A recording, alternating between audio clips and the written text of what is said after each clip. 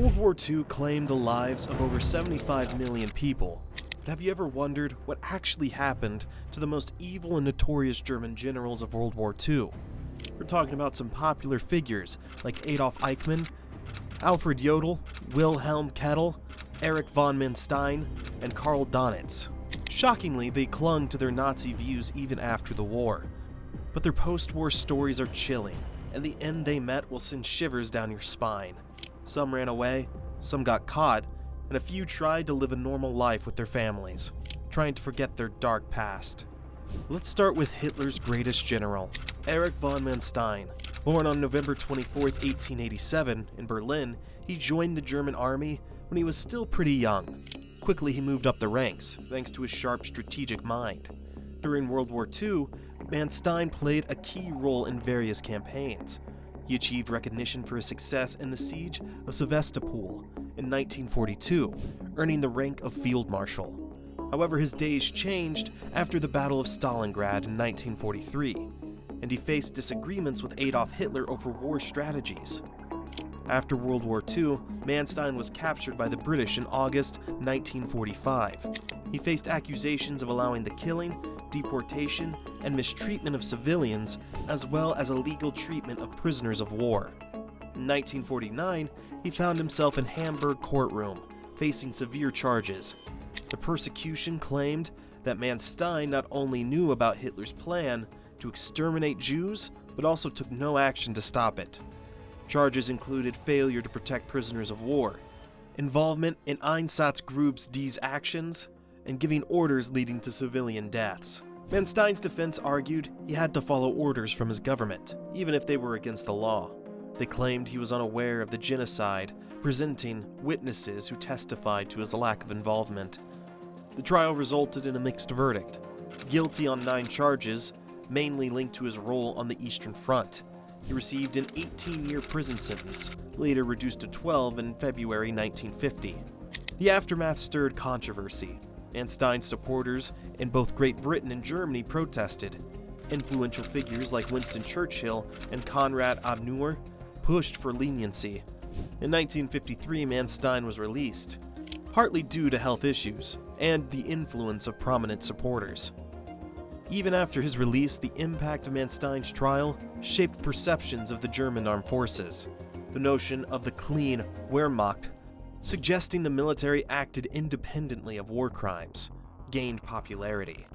However, modern researchers challenge this, suggesting Manstein likely accepted the actions of Einsatzgruppen without doing much to prevent them. Next is Alfred Jodl, a key military leader and a big Hitler supporter in World War II. He was the brains behind military plans for the German armed forces during the war, making decisions that shaped the course of battles for the Third Reich. Born on May 10, 1890, in Würzburg, Germany, Jodl grew up in a family with a strong military background.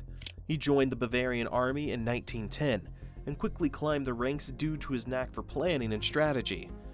As World War II unfolded, Jodl became even more influential in the German military. He formed a close partnership with Adolf Hitler and played a crucial role in carrying out the leader's aggressive expansion plans. Jodl's fingerprints were all over major campaigns, like the successful invasion of France in 1940. However, Jodl's involvement in Operation Barbarossa, the invasion of the Soviet Union, raised serious questions about his actions. The operation led to numerous atrocities, including the killing of innocent civilians. Many scrutinized Jodl's role, wondering about his moral and legal responsibility for these events. After World War II, Jodl faced the consequences. He was arrested and accused of war crimes, standing trial at the Nuremberg trials. Jodl argued that he was just following orders and acting as a loyal soldier duty-bound to his country. Despite his defense, the court found him guilty on multiple counts and sentenced him to death by hanging. Moving on, we have Wilhelm Keitel, a key figure in World War II, serving as a field marshal and the head of the German Armed Forces High Command. He wasn't just any military leader. Wilhelm was one of Adolf Hitler's most loyal and trusted lieutenants, playing a crucial role in directing the Third Reich's army military strategies during the war. Born on September 22, 1882, in Helmscher, Germany, Keitel had a long military history. In World War I, he served mainly as a staff officer, and later took up administrative roles under the Weimar Republic from 1918 to 1933. His journey escalated in 1935, when he became Chief of Staff of the Wehrmachtamt, the Armed Forces Office, and by 1938, he rose to the position of the head of the Oberkommando der Wehrmacht, OKW, the Armed Forces High Command, Hitler's central control agency for Germany's military efforts. Keitel's involvement in significant events was extensive. He participated in key conferences, had a hand in shaping the terms of the French surrender in 1940, and signed operational orders with controversial directives, such as authorizing the shooting of captured commandos or political commissars in uniform. These directives also allowed the detention of civilians without proper legal processes. During the July plot bombing at Hitler's field headquarters, Keitel was present but unharmed. He played a vital role in regaining control over the conspirators, and as a member of the Court of Honor, he contributed to expelling them from the German military, leading to their conviction and death sentences by a civilian court. After the war at the Nuremberg trials, Keitel faced conviction for planning and waging aggressive war crimes, and crimes against humanity. His execution, however, took a dark turn. The trapdoor was too small, causing him to hit his head on the way down. Additionally, the rope was too short, leading to strangulation rather than a quick break of the neck. Keitel suffered around 24 minutes of convulsions at the end of the rope before his death, highlighting the grim and unsettling conclusion to his controversial role in history. Lastly, we have SS Lieutenant Colonel Adolf Eichmann, a man whose obsession with destroying Europe's Jews exceeded even that of Adolf Hitler. After World War II, he hid in Argentina and spilled his chilling thoughts to a former Dutch Nazi.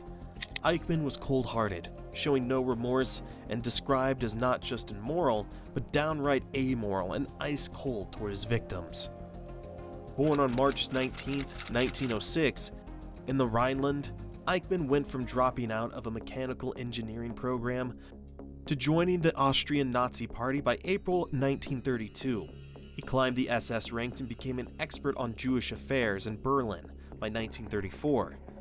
Eichmann believed in solving the Jewish problem by kicking them out, and when Austria got annexed in 1938, he got his chance. In Vienna, he set up a forced immigration program, offering Jews a way out amidst rising terror. Through a rapid-fire process, they got immigration papers, lost everything, and citizenship, and were given exit visas expiring in 24 hours. Within 6 months, 45,000 Jews left Austria, and another 100,000 before World War II. When the Nazis greenlit the final solution, Eichmann got even busier. He organized the deportation of Jews to death camps in Poland, showing ruthless dedication and crazy efficiency.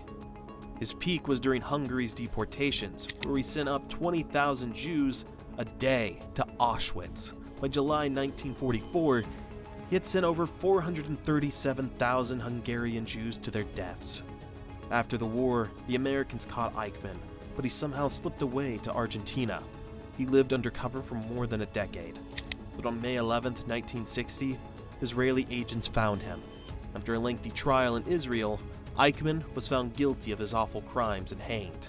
His dark legacy stands as a chilling example of how effectively he orchestrated the systematic slaughter of innocent lives. So do you think those German leaders who did terrible things during World War II got what they deserved, or not? And if you enjoyed this video, please like and subscribe to our channel for more fascinating World War II history. Thanks for watching.